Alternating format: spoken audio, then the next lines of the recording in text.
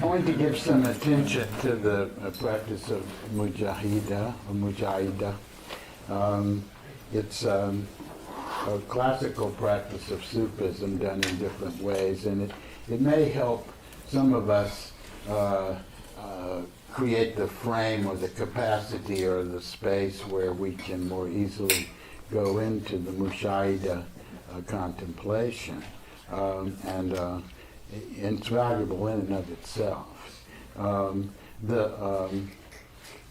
It goes back to a situation in the life of the Prophet Muhammad when they had been able to make Arabia safe for the practice of their religion, because there'd been a bunch of pacifists, turn the other cheek Muslims, and they had been virtually eliminated, and they received the inner command that this was the only condition which justified a jihad, that people were taking away from you your freedom to practice your religion. That's the only condition, you see. Though jihad is in the news and a lot of people's egos get appropriated with it. This is a classical Sufi tradition we're talking about, traced to the Prophet Muhammad.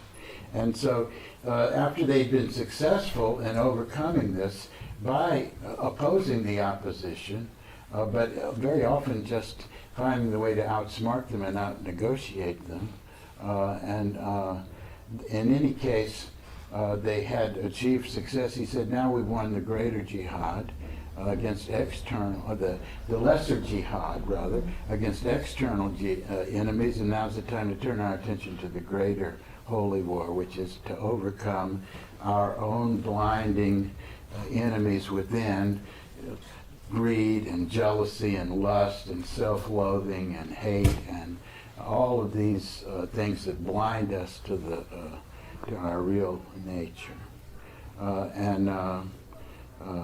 So that's that intention to overcome the deluding emotions is just exactly what is undertaken in Buddhism by the Bodhisattva, who says, you know, no matter how innumerable the deluding passions are, I vow to extinguish them.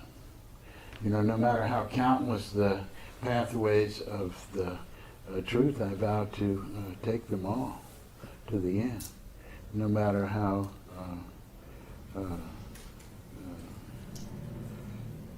innumerable the beings there are, I vow to liberate them all.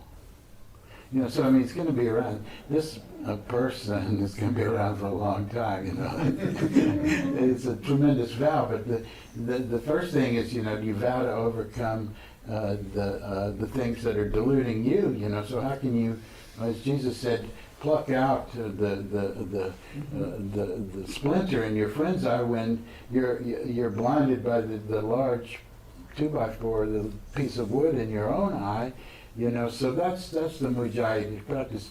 Perhaps, you know, there's a big piece of wood out here that you're really, you know, you see the evil of and the wrongness of and all of that about it, and maybe you have just a little splinter in your eye, which makes you reactive toward that quality, and your reactivity towards it, not your activity towards it from your place of authenticity and fullness of being and light. That's what life asks of us. But if we're just on reactive mode, then we are not able to accomplish what we might otherwise. So this is to disarm our own army. I remember during the Vietnam War, when someone said to Murshid Sam, they said, you know, I mean, what do we have to do to stop this?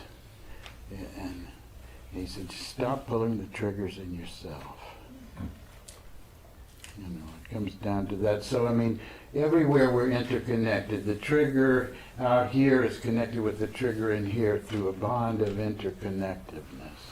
And so by truly and authentically and honestly trying to deal with our own issues, we are actually helping all of those things that resonate with us in the great interdependent resonance of vibration that is our life together here.